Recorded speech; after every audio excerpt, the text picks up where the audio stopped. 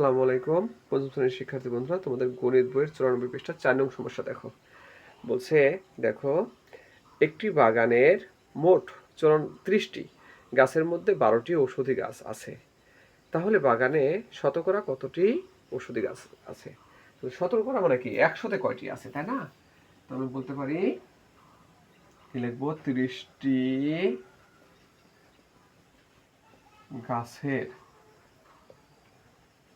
মধ্যে ঔষধি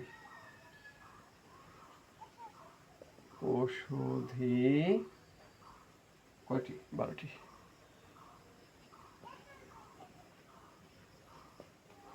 অতএব একটি গাছের মধ্যে ঔষধি কত? 12/30টি। যেহেতু শতকরা বলছে তাহলে অটোমেটিক 100। অতএব 100টি গাছের মধ্যে ঔষধি কত হবে? 12 গুণন 100/30টি। ওকে, এখন দেখো, এখানে কাটাকাটি হয়। এখান থেকে একটা শূন্য কাটো, কত দেখবে না? 10। এখান থেকে একটা শূন্য কাটো, কত দেখবেন? 3। ঠিক আছে, দেখো 3 একে 3, 3 4-এ 12, তাহলে কত হয়? 4 10-এ 40, 40টি বা 40%। ঠিক আছে, 40টি বা 40% গাছ ঔষধি। তো ফ্রেন্ডস, তোমাদের অসংখ্য ধন্যবাদ এই ক্লাস অংশগ্রহণ করার জন্য।